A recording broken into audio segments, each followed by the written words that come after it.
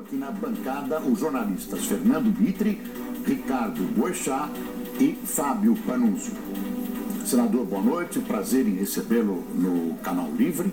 E a primeira pergunta é a clássica: por que o senhor pleiteia ser presidente da República? Em primeiro lugar, boa noite, Boris, uma alegria enorme poder estar mais uma vez no Canal Livre e já num processo de início das discussões sobre as eleições de 2014, e eu te respondo de forma muito objetiva. Se for eu indicado pelo partido para conduzir a nossa candidatura, eu trabalharei muito para encerrar esse ciclo perverso de governo que tanto mal vem fazendo ao Brasil, para que nós possamos iniciar um outro onde a ética, onde a eficiência possam caminhar juntas. O Brasil, há 11 anos atrás, ou há 12 anos atrás, era apontado ao lado, quando se cunhou aquela expressão dos BRICS, ao lado de alguns outros países, como um país que buscava um lugar à sombra, ao lado dos países desenvolvidos. Hoje eu diria que nós estamos nos FRICS, nós estamos ao lado dos países desorganizados economicamente, somos o que menos cresce na nossa região, e as conquistas principais que nos trouxeram até aqui, como o controle da inflação, a credibilidade do país, estão indo embora. Eu acho que é urgente que esse ciclo se encerre e nós possamos ter um novo governo com uma visão mais adequada e moderna de mundo, com uma visão de gestão pública que supere esse absurdo aparelhamento da máquina pública, que, a meu ver, é a principal marca do atual governo, para que nós possamos voltar a crescer em bases sustentáveis, voltar a investir em educação de qualidade, e, enfim, dar de novo esperança às pessoas. Senador, o seu partido, portanto, um projeto político ao qual o senhor está incorporado há tanto tempo, como vimos aí na introdução do programa, foi rejeitado, derrotado pelo povo brasileiro em 3 eleições sucessivas nos últimos 12, 14 anos, para a presidência da República. O que o senhor está trazendo diferente dos 3 derrotados anteriormente? Olha, a esperança que nos fez vitoriosos em duas oportunidades anteriores àquela. O PSDB foi o partido das grandes reformas que possibilitaram o Brasil avançar ao longo desse período. E o Brasil avançou. Eu não tenho uma visão mesquinha da política, que alguns dos nossos adversários do PT têm, aqueles que acham que o Brasil foi descoberto a partir de 2003. Eu não acho que alguém só por estar no outro campo político só tenha defeitos. Tampouco acho que alguém, por estar no meu campo político, só tenha virtudes. O Brasil vem sendo construído ao longo desses últimos anos. Mas as bases fundamentais para que nós chegássemos até aqui foram construídas com coragem e com competência pelo governo do PSDB. A estabilidade da moeda, a modernização da nossa economia, as privatizações de setores que precisavam ser privatizados, uma nova interlocução com o mundo, a lei de responsabilidade fiscal, enfim, o início dos programas de transferência de renda, enfim, um conjunto de medidas que possibilitaram uma bendita herança para o governo do PT. Só que essa bendita herança se exauriu a partir do segundo mandato do presidente Lula e agora está sendo dilapidada no governo da presidente Dilma. Eu acho que não é uma vitória do PSDB que interessa ao país apenas. É uma vitória de um grupo político que acredita que o setor público não precisa ser ineficiente apenas por ser público. Nós temos hoje um conjunto de pessoas, não apenas do PSDB, mas de brasileiros que estão, como acredito você próprio, indignado com o que nós estamos vendo no Brasil hoje. Senador, é aí que eu queria entrar. Vamos lá. Existe uma indignação, existe também uma grande rejeição aos políticos de um modo geral e à política em si mesma. Nós tivemos aí aquelas manifestações de junho, a partir dali ficou muito claro isso. Hoje, examinando a última pesquisa, eu vi lá um dado incrível, que é o seguinte: a presidente Dilma é muito bem conhecida por 57% dos eleitores, o senhor por 24%, por 17%, e o Eduardo por 8%. Mas aí a gente vai ver a rejeição de vocês, é a mesma. 33%. Tem gente que não conhece o senhor muito bem que já o rejeita. E tem gente que nunca ouviu falar no Eduardo que já o rejeita. E esses que rejeitam a Dilma, certamente a maioria conhece. Mas não é uma grande rejeição à política? O senhor não se sente rejeitado? De forma alguma. Há uma rejeição à política, a política clássica, isso. Essa política que nós estamos assistindo na televisão todos os dias, dos desvios sucessivos, do mau comportamento, do pouco respeito ao dinheiro público. Nós não representamos isso. Ao contrário, eu tenho uma trajetória política da qual eu me orgulho imensamente. Você não vai acreditar, mas são quase 30 anos de mandatos consecutivos, uma vida absolutamente irretocável do ponto de vista ético, do ponto de vista dos resultados. Acho que Minas é o exemplo clássico de como é possível, com gestão eficiente, com metas claras, você obter resultados. Minas, a sua Minas, não é o mais rico estado brasileiro, não é o mais homogêneo dos estados brasileiros, e temos a melhor educação fundamental do Brasil, segundo o MEC, a melhor saúde pública da região sudeste, segundo o Ministério da Saúde. Todos os servidores são avaliados em razão das metas pré-estabelecidas. Se cumprem metas, são remunerados com um salário a mais no final do ano. Para você ocupar um cargo na área financeira administrativa no governo de Minas Gerais, você tem que passar por uma certificação feita por um órgão externo ao governo. Eu cito rapidamente alguns exemplos de coisas que não acontecem em outras partes do Brasil. Nós temos exemplos de outros estados extremamente importantes, mas a boa política existe também. Não há nada mais perigoso para uma democracia ou para uma sociedade do que a negação absoluta da política. Eu vou fazer a minha parte. A vantagem minha nessa caminhada, eu acho que é uma vantagem real, é que eu vou falar a verdade, eu vou defender as coisas que eu acredito. Eu acho que o Brasil tem jeito, eu acho que tem um governo fazendo muito mal ao Brasil. Incompreensões, críticas, claro que eu vou recebê-las todas, mas eu tenho um foco hoje. Eu acho que nós temos as melhores propostas, o melhor time para governar o Brasil e as melhores condições de ganhar as eleições. Essas propostas ainda não chegaram até aquele grande público, isso o senhor reconhece? Não, claro. Ainda não, o recado não foi dado ainda. Veja bem, nem o nosso nome, você acabou de dizer, chegou ao grande público, né? Por quê? Porque nós não temos ainda espaços como esse que vocês aqui estão me ofertando nos veículos de massa que atinge grande parte da população. Eu vou dar um exemplo aqui que eu acho que ilustra bem o que eu quero dizer. E talvez com um fato concreto. Há 4 anos atrás, em 2010, existia um sentimento no Brasil de continuidade. Nesse mesmo momento, no mês de abril, no final do mês de abril, nós tínhamos cerca de 70% das pessoas dizendo que queriam continuidade. A economia crescia em média 7%, o emprego crescia 10%, as pessoas queriam continuar o que estava acontecendo. A presidente Dilma não tinha números diferentes dos que nós temos hoje, do que eu pessoalmente tenho hoje. Ela veio a vestir esse figurino da continuidade no final de julho, quando ela começa a empatar e ultrapassar o nosso candidato José Serra. Hoje, o dado consistente, o dado importante de todas as pesquisas, até porque ele se encontra em todas as pesquisas, é inverso ao de 2010. Hoje, 70% em média das pessoas querem mudanças e mudanças profundas. Quem tiver capacidade, a partir do momento em que o debate se inicia, e talvez esse seja o primeiro debate eleitoral, né, com vocês, do qual eu participo. A partir do momento em que isso acontecer, que as pessoas estiverem atentas a que haverá eleição dentro de alguns meses, é que as pessoas vão identificar o sentimento de mudança com o candidato que representa essa mudança. Esse é o desafio de nós, candidatos da oposição, sermos essa mudança, mostrarmos como nós queremos mudar, em que nós queremos mudar. Então eu estou muito confiante. Acho que é uma eleição difícil, como qualquer eleição, quando você tem um candidato na reeleição, com a máquina pública sendo utilizada de forma absolutamente livre, como acontece hoje, mas eu tenho muita confiança que na hora do debate, esse é um governo, Dmitry, que vai fazer uma campanha na defensiva. Eles falharam na condução da economia, porque vão nos legar crescimento baixo, inflação alta, perda absurda da nossa credibilidade, falharam na gestão do Estado. O Brasil é um cemitério de obras com sobrepreços e abandonadas, inacabadas no Brasil inteiro, e falharam nos indicadores sociais. Senador, desculpa interromper o senhor, mas por que o senhor quer governar um país que vai pegar nessas condições? Para salvar o Brasil. Mas o senhor vai passar 4 anos pagando contas para afinal perder eleições por falta de capacidade de realização. É isso? Vou voltar a Minas, porque o discurso acaba sendo todo muito parecido.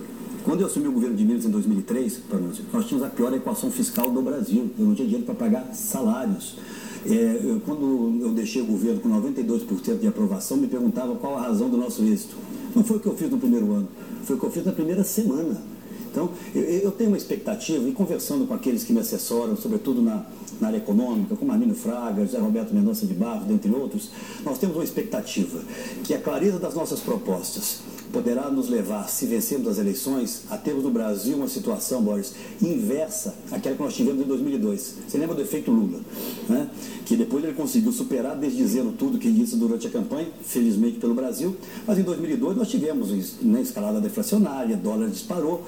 Por quê? Porque era o susto com a chegada do Lula que ninguém sabia o que significava. Depois ele conseguiu, mantendo os pilares macroeconômicos herdados do governo do FHC intocados, ele conseguiu permitir que houvesse houvesse mais um período longo de estabilidade. Uma vitória do PSDB significa uma reação positiva, interna e externa, porque nós não estaremos sinalizando na contramão que faz o governo hoje no que diz respeito a indicadores fiscais maquiados, uma intervenção absurda e extremamente danosa ao Brasil em setores da economia como energia, por exemplo. Eu acho que a vitória do PSDB pode nos permitir um momento de alguma estabilidade e tranquilidade para tomar as medidas que forem necessárias. Eu não governarei, Panuto, só para concluir, olhando se vencer as eleições, obviamente, olhando curva de popularidade. Eu governarei fazendo o que precisa ser feito para o Brasil voltar a crescer. Eu não ouvi o senhor falar até agora em carga tributária. Vamos lá. Uma medida que eu quero deixar aqui, um compromisso para que depois possa ser cobrado aqui no Canal Livre. Nós acabaremos com metade desses ministérios que vão chegar na carga tributária. Metade. Eu acho que é quase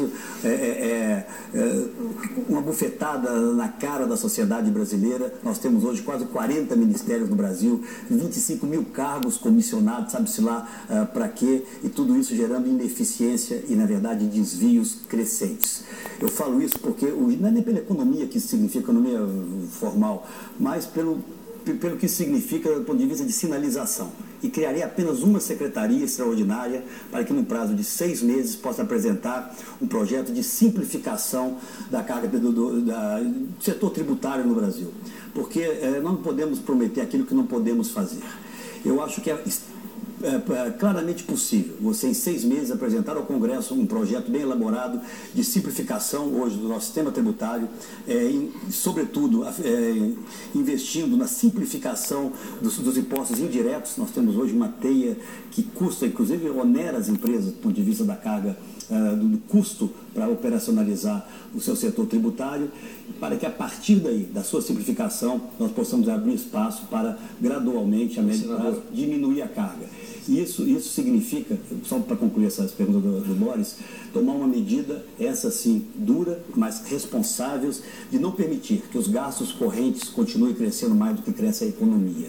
Nós temos que encaixar os gastos do governo, o crescimento dos gastos do governo, dentro do crescimento da economia. Isso nos permitirá ter um espaço fiscal para gradualmente diminuir a carga. Mas, senador, só para complementar ainda a pergunta do Boris.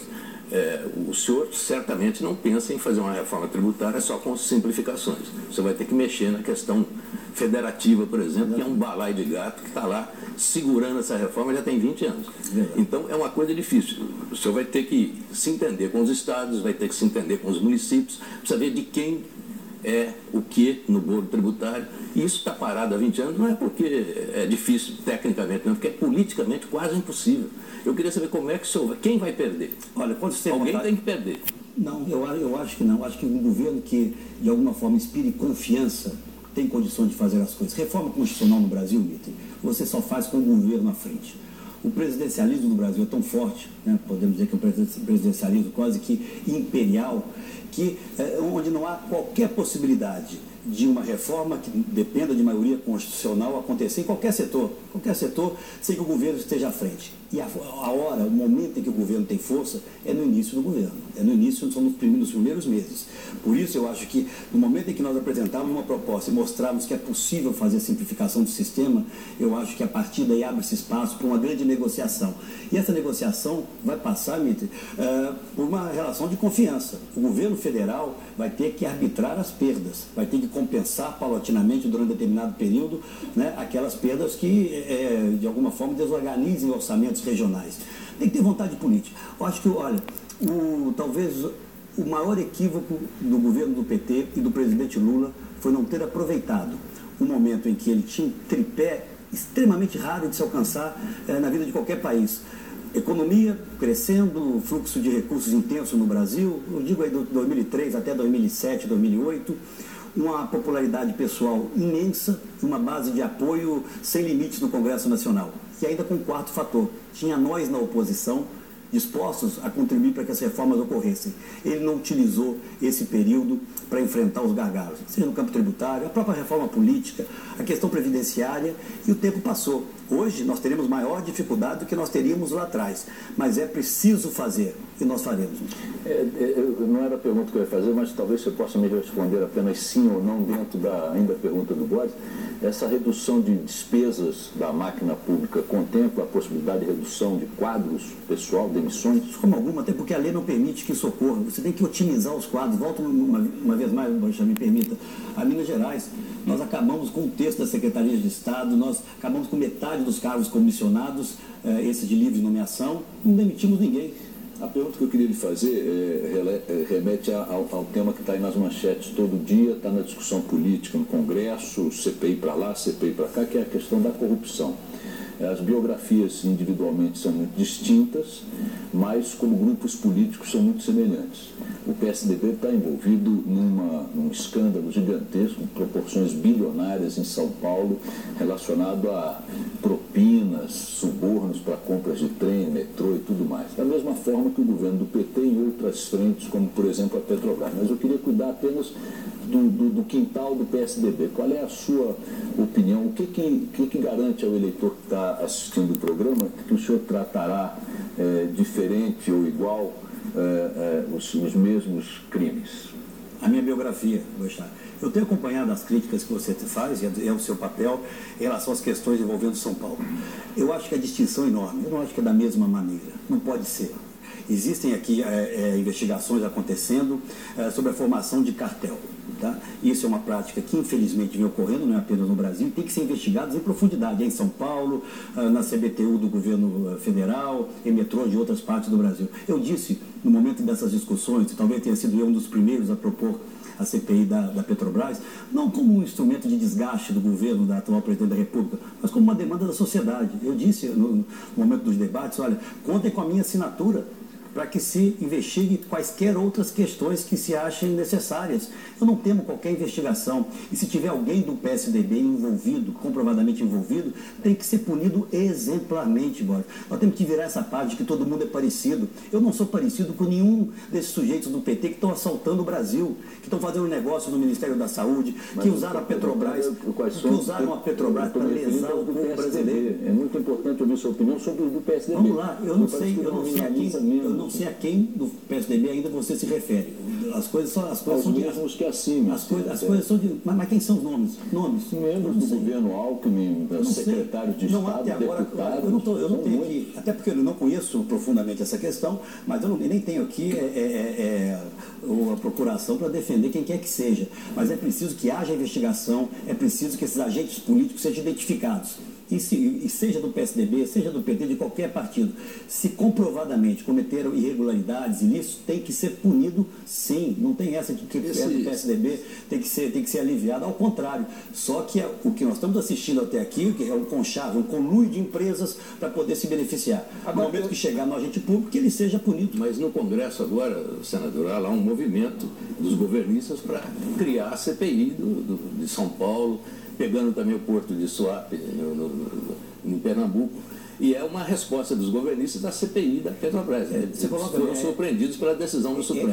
Como é que o senhor vê essa outra CPI? É a CPI da vingança, né? Sim. Eu lamento apenas que não tenham feito isso antes. Mas o povo gostará de saber que tudo será investigado. Tem que ser, Mito, eu já disse isso inúmeras vezes, que se instale essa CPI, que se investigue, seja denúncias em relação a metrôs, seja em relação a portos no Brasil, em Cuba ou no Uruguai, onde quer que seja. A denúncia tem que se investigar.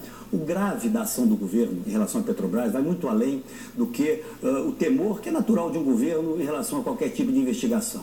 A estratégia que eles utilizaram, e aí é a minha surpresa em relação à ausência de limites de dirigentes do Congresso Nacional, inclusive do presidente do Senado Federal, Renan Calheiros, porque essa interpretação draconiana que ele criou, de que se pode incluir outros temas, outros fatos, sem menor correlação com o fato inicial no início das investigações, significa nós retirarmos definitivamente do Congresso Nacional uma das suas prerrogativas mais fundamentais, que é de fiscalizar as ações do governo. Por quê? Independente de qual seja o governo, se prevalece a interpretação do presidente do Senado, que felizmente merece aqui uma palavra de louvor, a ministra Rosa Weber contrariou. Isso quer dizer, o Supremo já está resolvendo. Amanhã aconteceu o seguinte, seja um governo nosso, qualquer um outro, a minoria consegue o número de assinaturas, porque a CPI é um instrumento da minoria, Claro. 1/3 de assinaturas, você não precisa da metade. Há um fato determinado, que são as duas pré-condições para que se instale uma CPI. Conseguido isso, a base do governo vai lá e inclui não 2, 3, 10, 20, 50 outros temas na hora da composição da CPI. Eles têm maioria, tem a presidência, a relatoria, aprovam os requerimentos, as convocações e jamais vão chegar no tema inicial. Então, o que a ministra Rosa Weber fez foi garantir a sobrevivência do Congresso Nacional a partir de uma das suas principais prerrogativas. Portanto, agora cabe ao presidente Renan, gostando ou não, solicitar a indicação dos nomes pelos líderes partidários e fazer a inauguração dos trabalhos. E aí teremos um outro problema, né? Porque o governo pode indicar 9 dos 13. E eu queria até saber, o senhor vai participar da CPI? O senhor, como candidato, vai ser membro da CPI? Eu não sei se precisa eu participar. Eu acho que nós temos lá companheiros mais qualificados para esse embate do que eu. Mas todos nós participaremos de alguma forma, mesmo sentarmos ali com o assento. Você pode participar, você pode ter a palavra ali. Esse desequilíbrio, nós já prevíamos isso quando fizemos o requerimento da CPI. Mas é algo incontrolável, Mitre. A sociedade brasileira quer saber o que está acontecendo com a Petrobras, que apenas no governo da presidente Dilma perdeu metade do seu valor. Senador, se transformou na empresa mais endividada do mundo. Saiu das páginas de economia para as páginas policiais. Não há como segurar essa investigação. Senador, falando em assalto e páginas policiais, a grande pergunta que a população se faz e faz ao governo é como debelar esse susto assustador de insegurança pública que o país vive em praticamente todo o território nacional. O que o senhor pode dizer ao telespectador a esse respeito? Esse será um tema central na nossa campanha. Você vai acompanhar durante os debates. Eu até tenho nos meus últimos pronunciamentos iniciado, enfim, as minhas palestras ou as minhas preocupações com o país com a questão da segurança. Há hoje um descaso do governo federal em relação à segurança pública, até porque não há uma política nacional de segurança. 87% de tudo que se gasta em segurança pública no Brasil hoje vem dos cofres estaduais, principalmente, uma parcela menor dos municipais. 13% apenas da União. E nós sabemos que, constitucionalmente, cabe à União controlar as nossas fronteiras, o que ela não faz, o tráfico de drogas e o tráfico de armas. E os recursos aprovados no Congresso Nacional, no orçamento, que já são muito poucos para o Fundo Penitenciário, para o Fundo Nacional de Segurança, têm sido sistematicamente contingenciados até o final do ano para se fazer superávit. Isso mostra um descompromisso do governo federal com a questão da segurança pública. O primeiro projeto, depois que eu deixei o governo de Minas, que eu apresentei no Senado Federal, foi exatamente o que proibia o contingenciamento dos recursos de segurança pública. Então, nós temos que tratar a questão da segurança em pelo menos 3 vertentes.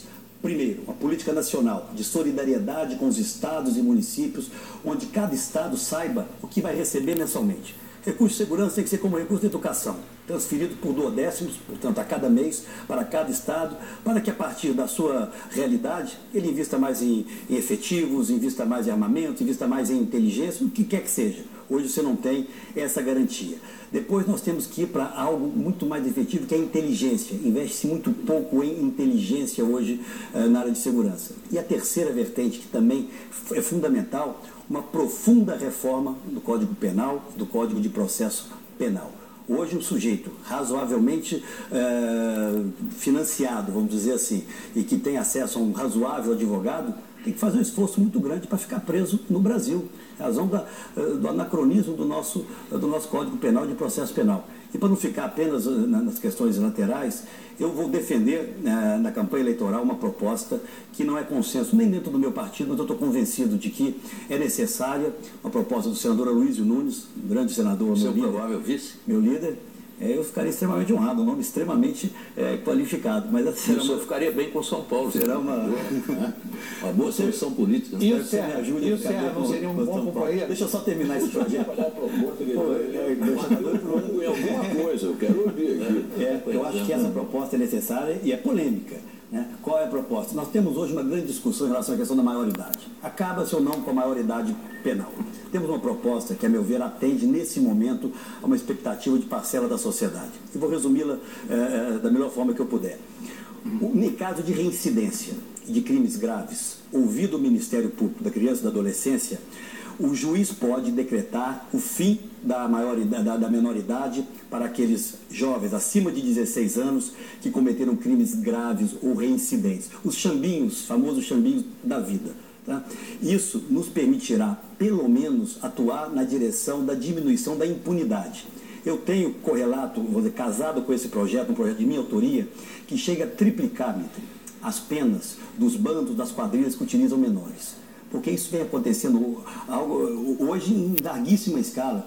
Uma quadrilha vai assaltar um banco, leva sempre um menor, houve ali um assassinato, matou um oficial, matou um transeunte qualquer, o jovem, o adolescente, assume o crime mais grave, os outros pegam a pena mais leve e depois de 3 anos ele está na rua. Tem um adolescente, um menor de idade na quadrilha, para todos os outros a pena é triplicada. Então, são medidas concretas que sinalizam que na diminuição desse sentimento de impunidade, que a meu ver agrava dentro do projeto do Aloysio, né? O projeto do Aloysio, o senhor sabe que foi derrubado na comissão especial. Pelo PT, né? Nós estávamos não só o PT, na CCJ, a base do governo. A base do governo. Não tinha sentido, é mais uma vez o PT. Em primeiro lugar, não permitiu com a sua maioria que nós avançássemos em uma redefinição do Código Penal, que não tratava apenas dessa questão, de outras também, do agravamento de outras penas. Não permitiu que nada fosse votado. Então, é uma maioria obesa no Congresso Nacional que não atua nas questões centrais. Onde há contencioso, Mitre, eles não entram. Onde há bola dividida, contraria um determinado segmento que os apoiam, eles não entram. Isso significa o quê? Que nós estamos com as mesmas demandas de 10 anos atrás, ainda com prioridade. Mas essa questão da redução da maioridade penal, o senhor vai ter um bom debate na campanha, porque o Eduardo é contra e a Dilma é contra. Veja bem, eu não falo na pura e simples fim da maioridade, ou da menoridade, tá? Nos casos de crimes graves e reincidentes, eu acho que essa é a primeira etapa, ouvido o Ministério Público da Infância e da Adolescência, o juiz possa ali decretar para, naquele caso, que o jovem cumpra a pena com base no Código Penal e não como... Senador, agora o senhor tocou num ponto extremamente importante, que é a questão da vigilância da fronteira. Nós temos 17 mil quilômetros de fronteira seca, fora a fronteira marítima, que também é gigantesca. Na prática, o que é possível fazer? Porque assim, a gente tem ouvido ao longo dos últimos anos, inclusive nos governos do PSDB, que não havia como controlar a fronteira do Brasil. O que o senhor vai fazer efetivamente para que drogas e armas não cruzem a fronteira, porque é de fora que elas vêm?